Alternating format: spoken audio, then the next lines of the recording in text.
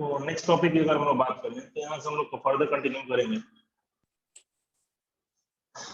Application of dot product. ठीक है, हम यहाँ से स्टार्ट करेंगे application of dot product. Dot product को कैसे हम लोग यूज कर सकते हैं, जब इन सब बातों को देखने की कोशिश करेंगे।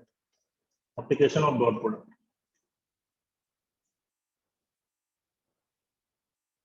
ओके। तो सबसे फर्स्ट एप्लीकेशन की बात करेंगे तो डॉट प्रोडक्ट को कैसे हम यूज कर सकते हैं। We can find angle between two vector, we can find angle between two vector using dot product. Angle between two vector using dot product. I think ये काफी इंपॉर्टेंट होगा, तो कई बार इससे क्वेश्चन होते हैं जो डायरेक्टली तुमसे पूछे जाएंगे। अगर कोई दो वेक्टर हमें डिफाइन किया हुआ हो, दो वेक्टर डिफाइन किया हुआ है और हमें उनके बीच का एंगल फाइंड आउट करना है, कैसे कैलकुलेट करेंगे जरा देखते हैं। सपोज करें कि वेक्टर ए हमें डिफाइन किया हुआ है ax i cap plus ay j cap plus az t cap, और वेक्टर बी भी डिफाइन किया हुआ है bx i cap plus by j cap plus bz t cap. सारे लोग इमेजिन कर सकते हैं कि ये वेक्टर निश्चित रूप से किसी न किसी लाइन के द्वारा प्रेजेंट होगा। वेक्टर ए को भी हम लोग किसी लाइन के थ्रू प्रेजेंट कर सकते हैं, वेक्टर बी को भी किसी लाइन के थ्रू प्रेजेंट कर सकते हैं। बेसिकली अगर हम लोग चाहें तो ऐसा सोच सकते हैं कि वेक्टर ए, मान लेते हैं कि अगर ये हमारा वेक्टर ए हुआ स्पेस में 3D स्पेस है, और शायद अगर ये हमारा वेक्टर बी हुआ, अगेन कुछ एक्स वाई जेड कॉम्पोनेंट रहा होगा, तो दो लाइन के बीच में कुछ ना कुछ तो एंगल होगा। अगर दो वेक्टर है तो इनके बीच कुछ ना कुछ तो एंगल होगा। स्पेस में कहीं भी दो लाइन हम लोग ड्रॉ कर रहे हैं, उन दोनों लाइन को अगर हम करीब लेके आते हैं without changing its direction and magnitude, यानी अगर हम दो वेक्टर को करीब लेके आते हैं, उनके टेल और टेल को कनेक्ट करते हैं सच दैट इनके मैग्नीट्यूड और डायरेक्शन को हम चेंज ना कर रहे हो, तो फिर इनके बीच कुछ ना कुछ तो एंगल आएगा। इसे ही हम लोग angle between two vector define करेंगे। और ये एंगल का वैल्यू कैलकुलेट कैसे होगा, ये एंगल का वैल्यू कैसे कैलकुलेट होगा, तो अगर हम लोग इसके सॉल्यूशन की बात कर लें तो vector a dot vector b के लिए हमारे पास दो एक्सप्रेशन अवेलेबल है। एक एक्सप्रेशन हमारे पास अवेलेबल है ax bx plus ay by plus az bz, ये हमने पढ़ रखा है। और एक एक्सप्रेशन और अवेलेबल है हमारे पास mod a mod b cos theta. ठीक है, तो a डॉट b के लिए ax bx plus ay by plus az bz, और एक और एक्सप्रेशन हमारे पास mod a mod b cos theta है। ऐसे केस में अगर मैं cos थीटा के वैल्यू को कैलकुलेट करूं, cos थीटा क्या था, थीटा यहाँ पे क्या था, theta is the angle between two vector vector a and b। तो अगर मैं यहाँ पे थीटा कैलकुलेट करने के बजाय cos थीटा भी कैलकुलेट कर दूं तो कोई फर्क नहीं पड़ता है, बात बराबर ही। थीटा निकालो या फिर sin थीटा निकाल दो या tan थीटा बता दो, cos थीटा बता दो, कोई फर्क नहीं पड़ता। अगर हमने cos थीटा निकाला और अगर ये वैल्यू 1/2 आ गया तो हम डायरेक्टली बोल सकते हैं कि थीटा का वैल्यू 60 डिग्री का होगा। cos थीटा को सॉल्व किया, वैल्यू √3/2 आ गया तो हम बोलेंगे कि थीटा का वैल्यू 30 डिग्री का होगा। कुछ इस तरह की बातें हैं। और अगर कोई वैल्यू ऐसा है जो कि हमारे लिए अननोन है, ठीक है, शायद कोई ना कोई ऐसा एंगल होगा जिसके लिए cos थीटा का वैल्यू रहा होगा, तो हमें उसके लिए परेशान नहीं होना है। ऑब्वियसली हम सारे टेबल को याद नहीं करेंगे। तो cos थीटा अगर मुझे यहाँ से कैलकुलेट करना हो, इन दोनों को मैं एक्सप्रेशन को अगर मैं इक्वेट करूं तो बेसिकली ये a dot b by mod a mod b आ रहा है। ठीक है, या फिर मैं इस एक्सप्रेशन को फर्दर देख सकता हूँ कि इसे मैं लिख सकता हूँ ax bx plus ay by plus az bz by mod a mod b। और मॉड a मॉड b का वैल्यू कैसा होगा, तो मैं चाहूँ तो बड़ी आसानी से यहाँ पे मॉड a के वैल्यू को कैलकुलेट कर सकता हूँ। मॉड a का वैल्यू कैसा रहा होगा, तो आई थिंक अगर ax ay az दिया हुआ है तो ये वैल्यू आता है ax square plus ay square plus az square. सारे लोग एग्री कर रहे होंगे इस बात से, ये हमारा मॉड a हो जाएगा। और सिमिलरली अगर हम लोग मॉड b कैलकुलेट करने की कोशिश करें तो ये वैल्यू आएगा √under bx square plus by square plus bz square. ठीक है, तो इस एक्सप्रेशन को हम चाहें तो यहाँ पे अप्लाई कर सकते हैं। cos थीटा का वैल्यू वैसे बेसिकली ये हमारे लिए एक्सप्रेशन हो जाएगा, एक्सप्रेशन को हम लोग यूज कर पाएंगे। ये हमारे लिए जनरल एक्सप्रेशन हो गया जिसे हम लोग आने वाले समय में यूज करेंगे। और cos थीटा के लिए मैं फर्दर एक्सप्रेशन की बात करूं तो एक्सप्रेशन हमारे पास तैयार होगा ax bx plus ay by plus az bz। ये हो गया a dot b by mod भी हमें लेना है, तो root under ax square plus ay square plus az square, और उसी तरह मॉड भी की जगह ले लेंगे bx square plus by square plus bz square. ये हमारा एक्सप्रेशन है। आई थिंक ये सब बातें समझ में आ रही होंगी तुम्हें। वेक्टर a डॉट b का हमारे पास दो एक्सप्रेशन तैयार है, एक expression ax bx plus ay by plus az bz, और हमने लास्ट क्लास में देखा था एक और एक्सप्रेशन हमारे पास आता है mod a mod b cos theta. ठीक है, वेक्टर a डॉट b का इनिशियली हमने सबसे पहले ये एक्सप्रेशन डिस्कस किया था, the value mod a mod b cos theta के बराबर आता है। ठीक है, तो इन दोनों एक्सप्रेशन को हम बड़ी आसानी से इक्वेट कर सकते हैं। एक तरीका हो जाएगा ax bx plus ay by plus az bz, और दूसरा हो जाएगा mod a mod b cos theta. यहाँ से cos थीटा का वैल्यू हम कैलकुलेट कर पाएंगे ax bx plus ay by plus az bz bye mod a mod b, और मॉड a मॉड b की जगह उसके एक्सप्रेशन को पुट कर देंगे।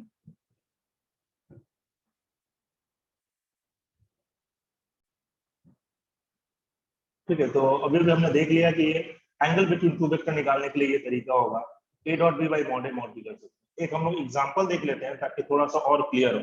और यहाँ से अगर हम लोग फाइनली एक्सप्रेशन को कैलकुलेट करते हैं और अगर cos थीटा का वैल्यू पॉजिटिव आ जाता है, सपोज करो कि ये सॉल्व करने पे टोटल एक्सप्रेशन पॉजिटिव आया, यानी कि cos थीटा का वैल्यू पॉजिटिव आया, तो यहाँ से हम लोग ये कंक्लूड कर सकते हैं कि angle between two vector must be acute angle. ठीक है, तभी जाके cos थीटा का वैल्यू पॉजिटिव होना है।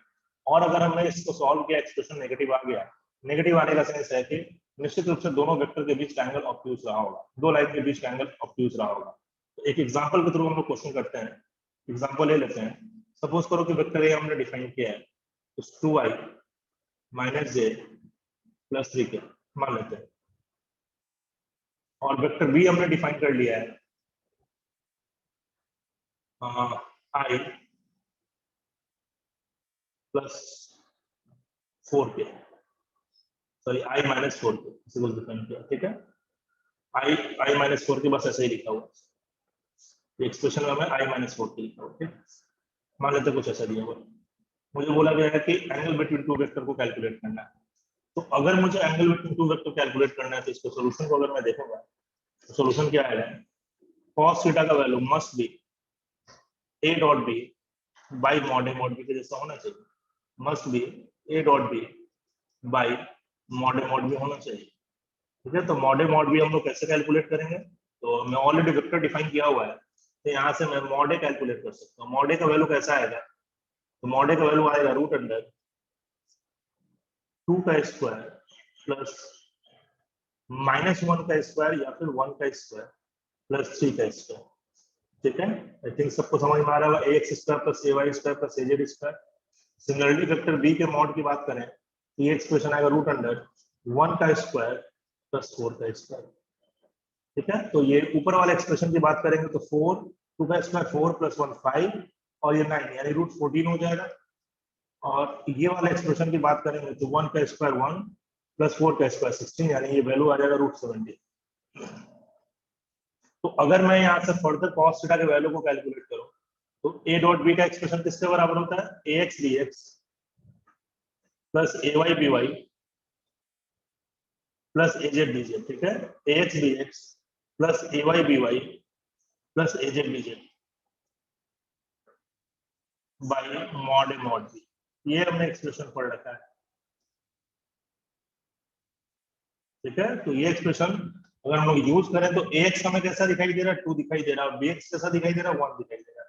तो बेसिकली एक्सप्रेशन आएगा 2:1 प्लस ay हमारा कैसा दिखाई दे रहा है, तो ay मुझे j का कंपोनेंट यानी -1 दिखाई दे रहा है, और by कैसा दिखाई दे रहा है, तो b वेक्टर b में देख रहे हैं तो j वाला हिस्सा है ही नहीं। अगर है ही नहीं तो हम उसे जीरो की तरह ट्रीट कर लेंगे, समथिंग लाइक कि by है लेकिन वैल्यू कैसा है, 0 है। और az की बात करें तो 3 और bz की बात करें तो -4, तो बेसिकली ये आएगा 3 × -4 by mod a mod b।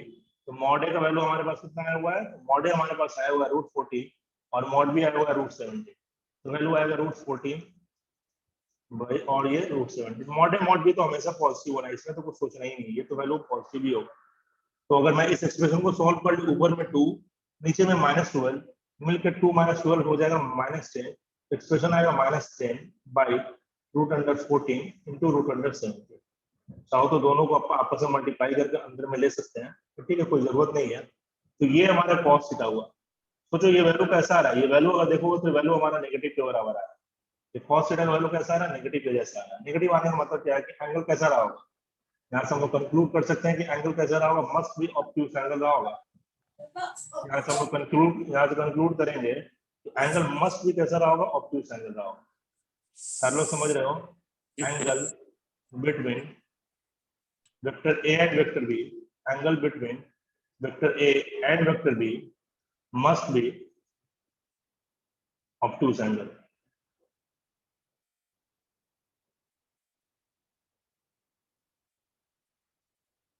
ये obtuse एंगल रहा हो, किसी को डाउट है?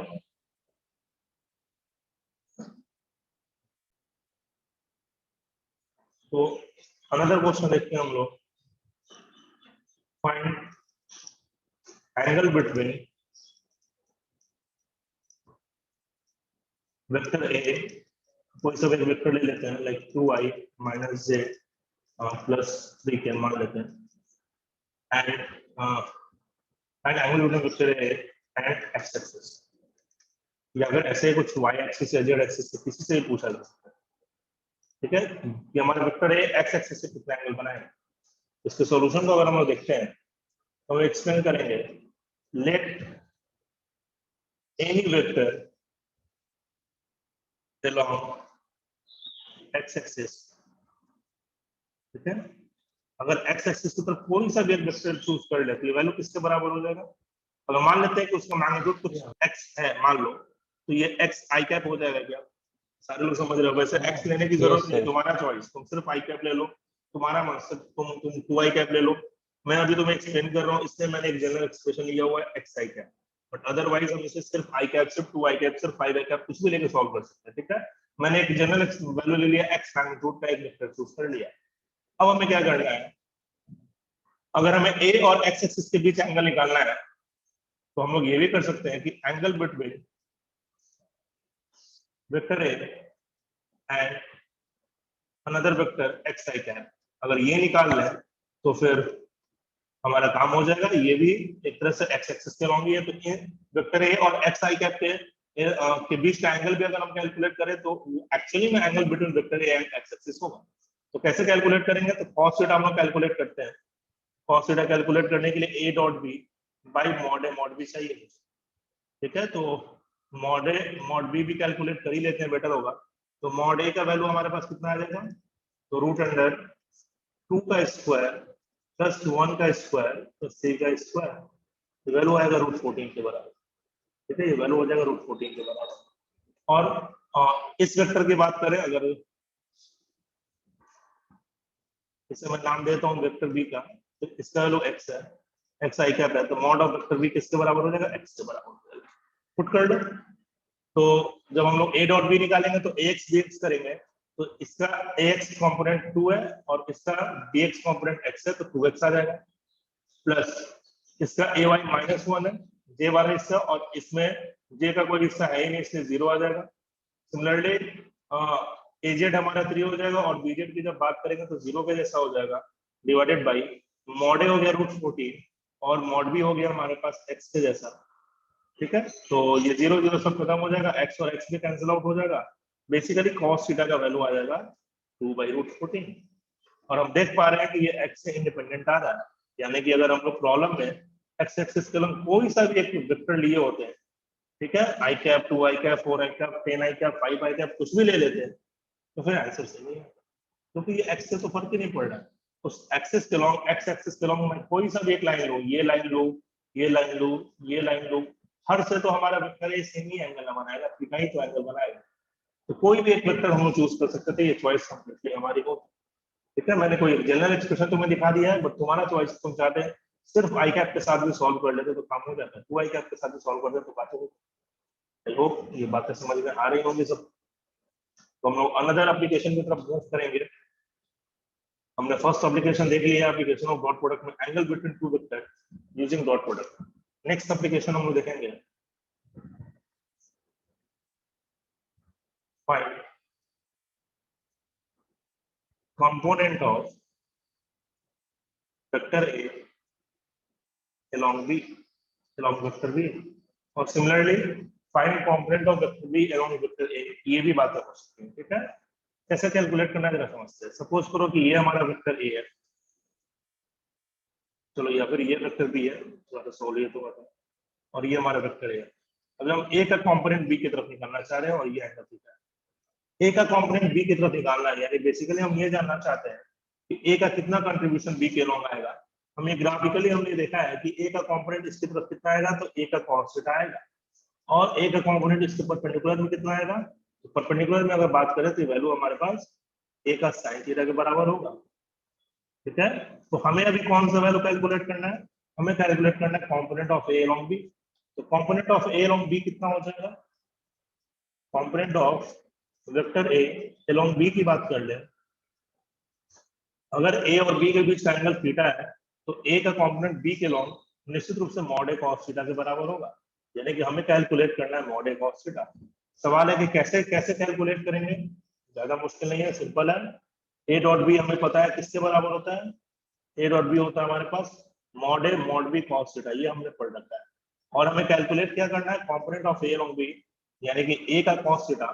तो बेसिकली मैं मॉड a cos थीटा को ऐसे रहने देता हूँ, और a डॉट b के साथ सिर्फ और सिर्फ मॉड b को मैं अगर डिवाइड कर दूं, तो ये एक्सप्रेशन हमें दे देगा component of a along b, component of vector a along b। अगर मुझे ये कैलकुलेट करना है, तो बेसिकली मुझे कैलकुलेट करना है मॉड a cos थीटा, और ये वैल्यू आ जाएगा a dot b by mod b से, यानी बेसिकली ये एक्सप्रेशन आ जाएगा ax bx plus ay by plus az bz by mod b। यहां से हम लोग ये बातें कैलकुलेट कर सकते हैं। देखिए cos थीटा अगर हमें कैलकुलेट करना था, तो a dot b by mod b होता था, बेसिकली उसी मॉड को उठाकर अगर हम यहाँ ले आए, तो ये मॉड cos थीटा हो जाएगा। मॉड cos थीटा में बताएगा कि a का कितना कंपोनेंट b की तरफ हो रहा हो। सिमिलरली अगर हमसे component of b along a पूछ दे, ठीक है, अगर हमसे component of b along a पूछे, तो फिर से हम लोग सेम काम करेंगे। Component of b along a अगर पूछा जा रहा है, वेक्टर b का कंपोनेंट a की तरफ निकालना है, तो बेसिकली हमें निकालना क्या है, हमें निकालना है b का cos थीटा। और b का cos थीटा कैसे आएगा, तो ये भी ऐसे ही प्रोसेस आएगा, b का cos थीटा भी ऐसे ही प्रोसेस आएगा। a डॉट b, इस बार मॉड a नीचे चला जाना चाहिए, a dot b a b cos theta के बराबर होता है, तो मुझे b का कंपोनेंट a की तरफ चाहिए जो कि b cos थीटा आएगा। तो b cos थीटा कैसे ले लेंगे, तो इस बार सिर्फ मॉड a को नीचे ले जाएंगे। तो आई होप ये बातें समझ में आ रही होंगी। a डॉट b की जगह चाहो तो फिर से ax bx plus ay by plus az bz हम लिख सकते हैं।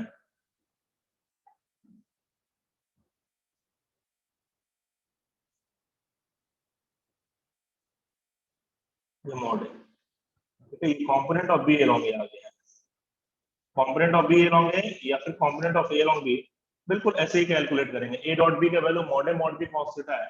अगर a का कंपोनेंट b की तरफ चाहिए, तो a cos थीटा चाहिए, तो a b cos थीटा जो होता था उसमें सिर्फ b को नीचे लिया, और जब b का कंपोनेंट a की तरफ चाहिए तो b cos थीटा चाहिए, तो जो a मॉड a था यहाँ पे, उस मॉड a को नीचे लिया, हमारा काम हो जाएगा। दोनों तरफ से बातें हमारी हो जाएंगी। ठीक है, आई होप ये समझ में आ रहा होगा।